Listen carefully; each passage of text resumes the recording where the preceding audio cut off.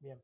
Y qué es el Rosen y tratar de hacer una actualización con una revisión bibliográfica de, obviamente, si se puede, de una revista de revista de emergentología específicamente. Así que bueno, para realizar esta clase me basé en el Rosen y en dos revisiones biográficas de enfoque y aproximación del paciente con síncope en el departamento de emergentología. Como los objetivos principales planteados en esta charla son tratar de relacionar las causas y su fisiopatología básica, es decir, para tener una noción básica de cuáles son los fenómenos que intercurren y generan este tipo de presentación, sistematizar un abordaje inicial, es decir, poder desarrollar y sistematizar un abordaje a todos los pacientes de la misma manera, de manera inicial, y identificar aquel paciente de riesgo. Ya lo vamos a definir y vamos a ver en qué se basa. Para empezar, empezamos un poco con la definición propuesta por Rosen, que menciona al síncope como la pérdida transitoria de la conciencia y del tono postural, ¿sí? Además, mucha bibliografía agrega también a esta definición que propone Rosen esa pérdida que es transitoria de conciencia del tono postural se acompañe de una recuperación ad integrum, es decir, de todas las funciones cognitivas de la conciencia, ¿sí? Eso obviamente funciona y es importante recabar si es así que sucedió, porque también es un punto de partida y un dato más para pensar en diagnósticos diferenciales. Por ejemplo, pacientes con episodios convulsivos, en donde la recuperación ad integrum de la conciencia muchas veces no está en el llamado estado posdictal, ¿sí? Así que es un concepto de parte de la definición que es importante tener en cuenta. Me avisan si no tengo, no tengo mucho más. Estoy sin audífonos y con el micrófono de la computadora. Sí, sí, Eh, ya les avisé a los chicos. sí, así que no tengo mucha más forma de aumentar.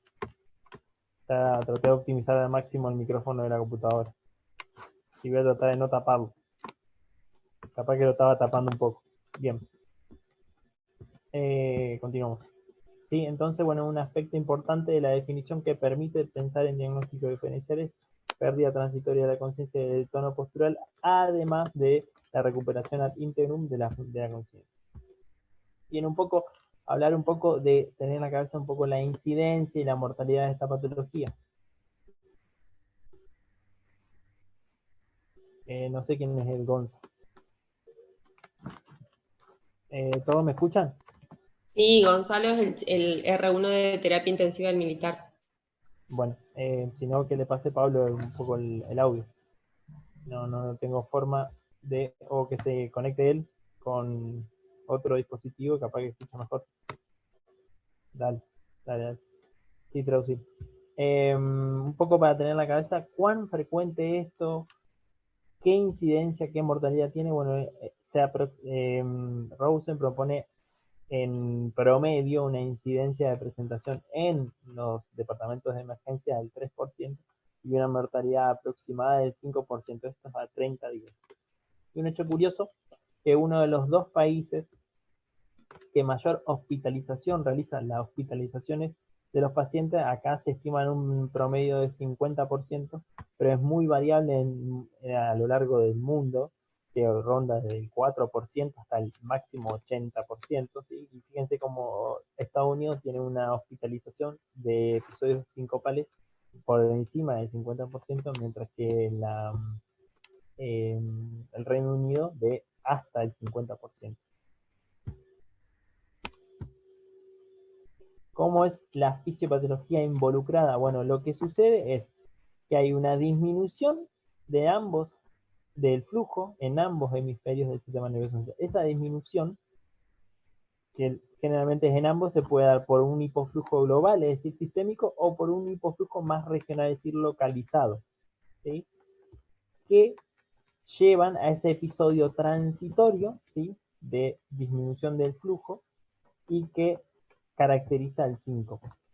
Mientras que también existe situaciones y causas y patologías en las cuales no hay una disminución del flujo, pero lo que sí hay es una disfunción del sistema nervioso central, que es ahí, por eso lo menciono como diagnósticos diferenciales, porque son muchos de los mecanismos por los cuales los diagnósticos diferenciales a tener en cuenta, más adelante lo vamos a desarrollar, es el por el cual se da y que también generan una pérdida transitoria del estado posterior de la conciencia. Y que es interesante acá hacer una distinción entre síncope, que es una pérdida transitoria, y, por ejemplo, si esa pérdida transitoria se hace más persistente en cuanto a esa disfunción o en cuanto a ese hipoflujo, hablamos de un estado comatoso. ¿Qué causas tiene este evento? Entonces, las principales causas, es decir, para agruparlas, ¿sí? Tienen que ver con, y hacer relación también un poco con esa fisiopatología de, recordemos, hipoflujo sistémico o hipoflujo regional. Bueno, en cuanto a hipoflujo sistémico, la mayoría de las causas se agrupan en estas tres categorías: el reflejo o neuromediado, ¿sí? El síncope ortostático o de causa cardiológica, en donde obviamente dentro de cada una de estas categorías tenemos algunas disquisiciones que hacer. Por ejemplo, el reflejo neuromediado, muchas de sus causas están involucradas una cardioinhibidores que genera una disminución del flujo, o vasopresores que generan una disminución de la resistencia, es decir, resistencia periférica, es decir, de la precarga, es decir, o un fenómeno mixto involucrado en muchas de las causas que están mediadas por un reflejo, es decir, neuromediado. Mientras que en la categoría de ortoestática se puede dividir en un ortoestatismo clásico, que es cuando se produce en menos de 3 minutos esa caída de la presión, o un ortoestatismo más bien delayed o retrasado, que es mayor a 3 minutos en cuanto a contratarse esa caída. Y las causas cardiológicas principalmente están dadas por alteraciones estructurales en la que generan obstrucción al flujo, o alteraciones que generan reducción del flujo, es decir, hablando del flujo cardíaco, ¿sí? De decir, de la fracción de eyección, es decir, de la sístole. Y otras que no están del todo categorizadas como obstructivas o de reducción del flujo, que son las cardiomiopatías. Dependiendo de las cardiomiopatías, algunas sí pueden agruparse en obstructivas o no: el infarto agudo de miocardio y la disección de aorta. Esto, tres categorizaciones que son las que uno puede tener en la cabeza para rápidamente agruparse y pensar las causas del paciente, son en base a la frecuencia. Es decir, el evento sincopal más frecuente es el reflejo o neuromediado, con un 35-48% de frecuencia. Mientras que el ortoestático y el cardiológico comparten alrededor del 25%, y menos del 25% de los episodios sincopales. Y queda un 17-33% inclusive, o sea, casi un tercio de los pacientes, en los cuales permanece sin explicación su causa, es decir, en la cual no se puede arribar a un diagnóstico. Y muchas veces va a pasar en el servicio de emergencia de que tal vez el diagnóstico, la causa del episodio sincopal no se haya diagnosticado. ¿Cuáles son entonces otras causas a pensar y a tener muy en cuenta? Bueno, esas causas están relacionadas con ese mecanismo fisiopatológico que hablamos de hipoflujo localizado, y que son obviamente de relevancia clínica y emergentológica, como puede ser un agente cerebrovascular, una hemorragia subaracnoidea, un síncope cerebral, o episodios de hiperventilación, o las relacionadas, como habíamos mencionado previamente, no con una disminución de la perfusión normal, sino con una disfunción del sistema nervioso, que son aquellas que debemos tener en cuenta como diagnósticos diferenciales de rápida o descarte, digamos, como puede ser la hipoglucemia, como puede ser la hipoxia, como puede ser un evento convulsivo, como puede ser una causa psicógena, o las drogas, que no hay que olvidarse de que estos son un poco ya vamos a hablar un poco de cuáles son las drogas, las cuales son muchas. Estos son un poco agrupados, lo que propone Rosen en cuanto a todas sus causas. Fíjense cómo están agrupadas en hipoflujo sistémico, o hipoperfusión más regional.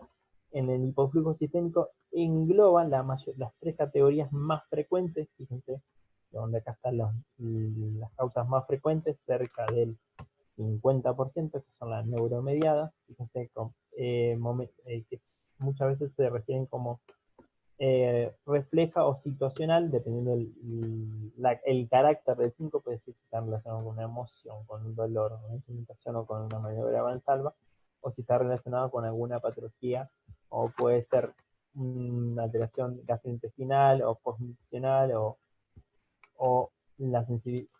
un síndrome que es de hipersensibilidad o sensibilidad del seno carotidio, ¿sí?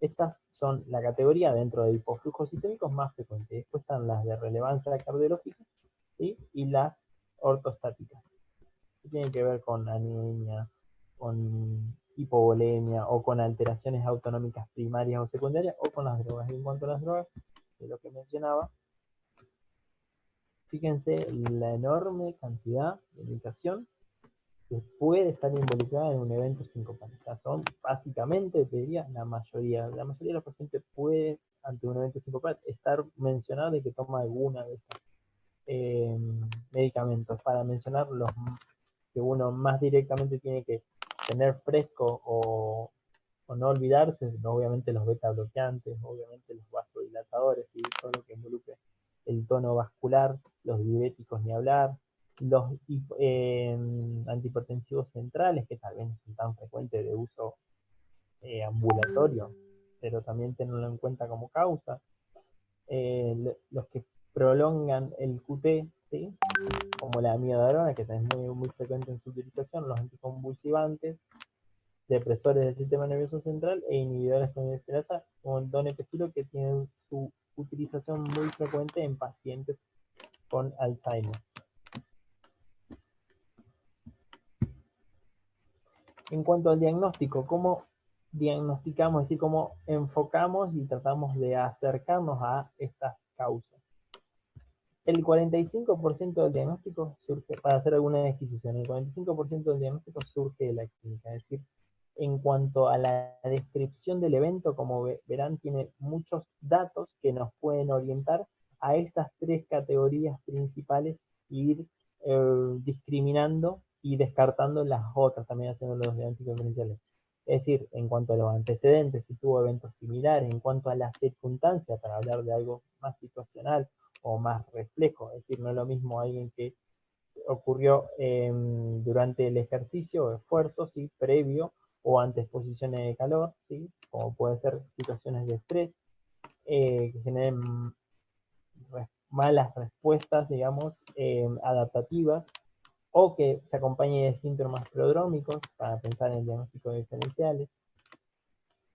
¿Sí? Así que en cuanto al evento, tratar de recabar la mayor cantidad de datos para poder diferenciar una u otra categoría. Obviamente los antecedentes de eventos similares y los antecedentes patológicos. ¿Sí? No es lo mismo un paciente que tuvo un episodio sincopal con insuficiencia cardíaca, por ejemplo, que aquel no, o que tiene una valvulopatía, o aquel no, o que tiene una arritmia, y aquel no.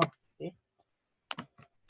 Y en cuanto a un estudio complementario a apoyarse para empezar el abordaje inicial requerido, es el electrocardiograma, que pese a tener un bajo rendimiento, fíjense, del 2 a 9%, es siempre mandatorio realizarlo en todo paciente con síncope, excepto en pacientes jóvenes, donde tal vez otras causas, no tanto que ver con las alteraciones en el ritmo, es decir, las arritmias, son las que predominan en este grupo etario. Mientras que en los laboratorios, siempre orientado según la clínica, es decir, yo tengo una sospecha clínica, donde, bueno, las analíticas que más sobresaltan para aportar a esta patología puede ser un hemograma, para ver si el paciente no presenta una anemia, si tiene tal vez una hemoconcentración que sugiere una deshidratación, glucemia, que en realidad uno ya lo puede descartar antes, bueno, electrolitos, para pensar en alguna causa desencadenante, tanto cardiológica o como de debilidad, ¿sí? Y bueno, pensando en causas más raras, como una subbeta en pacientes, obviamente, en edad fértil femenina. Y el dosaje de drogas que no todos los laboratorios lo tienen, ¿sí? Pero el objetivo es descartar otras causas que tal vez no son tan comunes y que uno no la puede descartar rápidamente con un interrogatorio y un examen físico. Y lo que puede hacer al pie de la cama. Y obviamente los estudios de emergencia también lo mismo, orientaba a la patología de sospecha, así por ejemplo si tenemos un paciente con ICC, y bueno, una radiografía de tórax, un ecocardiograma, obviamente puede aportar mucho a este evento sincopal. O un paciente con una hemorragia, o que se sospecha una hemorragia subarachnoidea en base a su clínica, obviamente una tomografía, ¿sí? Acá tenemos algunos agrupados básicamente en grandes grupos y sistemas, ¿sí? En cuanto a los signos vitales, obviamente verse el pulso regular, el rítmico, en cuanto a la respiración, en cuanto a si la presión arterial o en cuanto a la temperatura, para pensar en causas, por ejemplo, sépticas, ¿sí? Bueno, obviamente la coloración de la piel para ver de ese estado de perfusión tisular. En cuanto a cabeza y cuello, ¿sí? Signos de trauma, ¿sí? En cuanto a en el cuello, hablar de yugular incursitada, como para pensar en alguna causa cardiológica. Bueno, signos básicos generales que hagan pensar en la localización sistémica que pueda llegar a tener ese evento, ¿sí? O posible causa de ese evento sincopal. Dentro de esta revisión y examen físico, dos pruebas que son muy importantes que pueden desarrollarse y que la mencionamos un poco, que uno tiene que ver con el síndrome del seno carotídeo, que tiene que ver con aquellos pacientes en los cuales se desarrolla se puede contratar una bradicardia, una hipotensión sintomática ante el masaje carotídeo, ¿sí? Y que la hipersensibilidad que está presente hasta en el 40% de los pacientes añosos, perdón, tiene que ver con esta respuesta que está exacerbada, es decir, que uno la puede evidenciar con la maniobra y la respuesta sintomática de bradicardia y hipotensión se muestra exacerbada. Por eso habla de la presencia de una hipersensibilidad del seno carotídeo. Y eso está presente hasta en un 40% de los pacientes y puede ser una de las causas sincopales. Y el otro, obviamente, es la prueba del ortoscopismo, es decir, la toma de presión arterial en un paciente que está en decúbito dorsal y después luego en bipedestación, constatándose muchas veces, o sea, para que la prueba sea positiva, una caída del 20% de los valores basales o un 20% no, perdón, 20 milímetros de mercurio del valor basal o 10 milímetros de mercurio de la diastólica o una caída por debajo de 90. Importante de todo este enfoque de descarte y de diagnóstico es siempre pensar en las causas malignas de riesgo vital. ¿Cuáles son? Un poco las mencionamos, tienen que ver con esos diagnósticos de hipoflujo regional, ¿sí? O algunos de hipoflujo sistémico, como puede ser, por ejemplo, el infarto de miocardio, como puede ser una arritmia mortal, ¿sí? La disección aórtica, la estenosis aórtica crítica o las cardiomiopatías hipertróficas severas, ¿sí? Los aneurismas abdominales el taponamiento cardíaco o el TEP, ¿sí? O la hemorragia subaracnoidea o la ACV, ¿sí? O las causas tóxicas o incluso los pacientes sépticos, ¿sí? Todas esas son patologías de causa maligna que uno debe sospechar, tener en la cabeza como forma de presentación de estos pacientes, de las patologías, y pesquisarlas, evaluarlas y descartarlas. Acá es el enfoque y la verdad es que inicial diagnóstico propuesto en Rosen, que tiene que ver un poco con lo que veníamos diciendo, hacer y recabar una historia en cuanto a las características del síncope, acordarse de los antecedentes, en las circunstancias en las cuales se realizó y si tuvo algún sintomatología prodrómica, ¿sí? Obviamente de las comorbilidades y de la medicación, o para ya pensar en causas medicamentosas, ¿sí? Una evaluación de signos vitales, fíjense cómo le enfoca en los tres grandes sistemas, ¿sí? Signos vitales, evaluación cardiovascular, evaluación neurológica, ¿sí? Como para ir pensando ya en que no se nos escapen esas causas malignas y patologías vitales, ¿sí? Y lo tercero a revisar, pese a, repito, bajo rendimiento del 2 a 9%, un electrocardiograma de 12 derivaciones, ¿sí? A partir de ahí, de los hallazgos del examen físico, de la historia del examen físico y del electrocardiograma, podremos realizar una estratificación, es decir, poder categorizar al paciente como de riesgo alto o bajo, y ahí poder tomar una conducta. Obviamente, si realizamos un diagnóstico, tratar en base a la causa. Y a partir de ahí poder determinado hallazgos, que vamos a ver un poco más adelante, estratificar y ver qué conducta tomar. Es decir, poder pensar si ese paciente requiere o no una internación, o se podría dar de alta con seguimiento ambulatorio.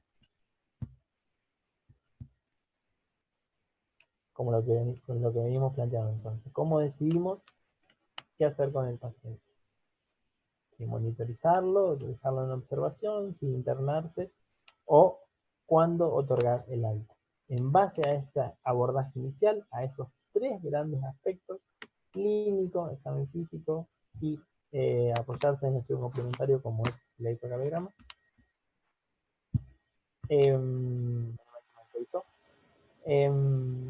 poder decidir qué hacer con el paciente.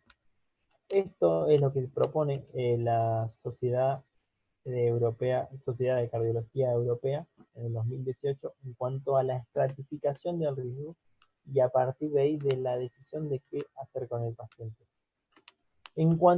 Son muchas características que uno obviamente con el uso las va a poder agilizar y algunas va a razonar fácilmente. En cuanto a relacionado al episodio sincopal, se cataloga como de bajo riesgo, low risk, aquellos pacientes en los que tienen ese episodio sincopal está asociado de síntomas prodrómicos típicos o reflejos sincopales, es decir, el desvanecimiento, el sentir como o debilidad o caliente, una sudoración, ¿cómo es?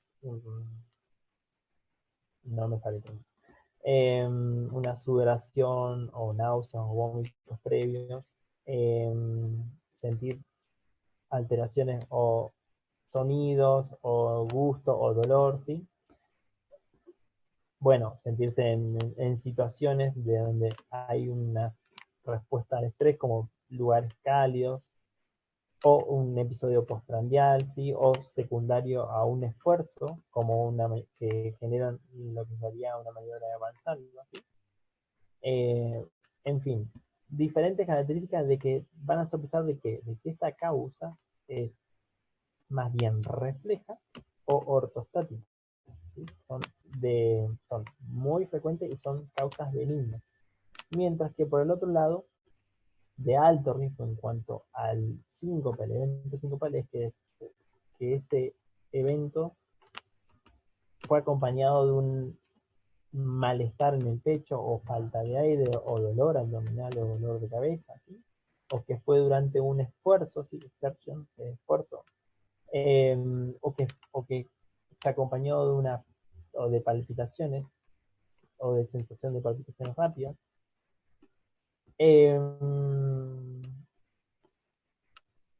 O síntomas prodrómicos que son menores de 10 segundos, o una historia familiar de, ¿cómo se llama? Sudden Cardiac Death, de evento súbito, ¿dónde sale? De muerte súbita, exactamente, de muerte súbita. Exactamente, de muerte súbita cardíaca. O paciente que realizó un síncope en una posición sentada, ¿sí? es decir, en reposo totalmente. Eso en cuanto relacionado con el episodio de sincopalencia, o sea, fíjense todas las características a recabar en cuanto a las circunstancias del evento, ¿sí? Después, en cuanto a los antecedentes, obviamente de patología cardíaca, ¿sí? Mientras que aquellos que no van a ser de bajo riesgo. En cuanto al examen físico, obviamente, si podemos contactar signos como de caída de la presión, que no tenga una explicación, o un sangrado digestivo, o una bradicardia persistente, ¿sí? O hallazgos gustatorios al examen cardiológico y de bajo riesgo que no tengan ninguna alteración al examen físico. Y en cuanto relacionados con el electrocardiograma, obviamente una serie de características, obviamente de bajo riesgo, hace que no tenga ninguna alteración. Eso puede no cerrar, puede venir al rendimiento. O de alto riesgo van a ser quien tenga. Se dividen en mayores y menores. Mayores, aquellos que tengan cambios consistentes con una angina, o sea, una isquemia, un síndrome coronario, alteraciones, bloqueo AB, ¿sí? MOVIC 2, o una fibrilación auricular de baja respuesta, es decir, con de menos de 20 latidos por minuto, o una bradicardia sinusal persistente o repetitiva, o una pausa sinusal mayor de 3 segundos, o bloqueos de rama, ¿sí? O alteraciones que hagan sugerente de una hipertrofia ventricular, ¿sí? O de una taquicardia ventricular no sostenida o sostenida, es decir, todas aquellas patologías, prolongación de QT, síndrome de Brugada, es decir, todas patologías donde alteraciones electrocardiográficas malignas que den a sospechar una como posible causa de ese evento. Y esos son los mayores. Y los menores, obviamente, siempre hablamos de bajo riesgo que no tiene. No se refiere a un MOVIS 2, sino a un MOVIS 1, con bloqueo de primer grado, con prolongación marcada del intervalo PR, ¿sí? O una bradicardia sinusal asintomática, o una fibrilación auricular, pero no es menor de 40, pero es entre 40 y 50, ¿sí? O una taquicardia paroxística subventricular, una FA, o un síndrome de preexcitación, o un intervalo QT corto, o un patrón de Brugada. Fíjense que son los mismos, pero en un grado menor, ¿sí? En un grado de insidioso, ¿no? No maligno, pero insidioso o sugestivo, ¿sí? Y luego de realizar esta certificación, uno va a poder determinar si el paciente es de bajo riesgo, va a ser el examen físico, la clínica, y lo vaya a retirar, si es de bajo riesgo y la posibilidad de poder darle el alta, si es de alto riesgo y la necesidad de internarlo y realizar estudio, o lo que se habla no es de intermedio, sino que no es ni de alto ni de bajo, es decir, en donde ahí lo que prima va a ser una observación del paciente por 4 a 6 horas, o una civilización por lo menos 24 horas para observación, ya que no tenemos nosotros las unidades de estudios sincopáticos, ¿sí? Entonces, la importancia de ese abordaje inicial de la anamnesis clínica de los hallazgos al examen físico de descartar las patologías malignas y de la estratificación de riesgo en base a los hallazgos es para poder decidir si este paciente o lo dejamos en observación o hay que internarlo sí o sí, o le podemos dar. Eso sería todo.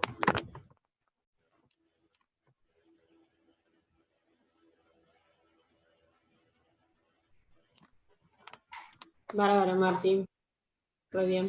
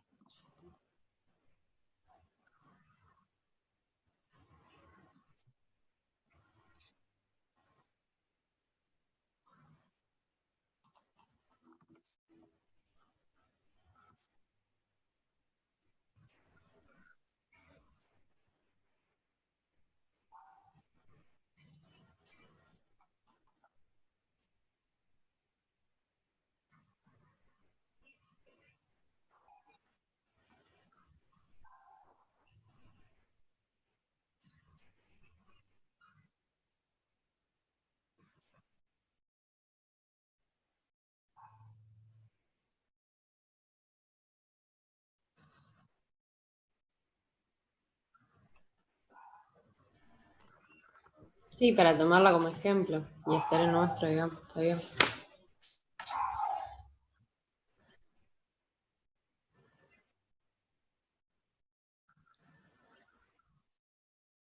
Ujú.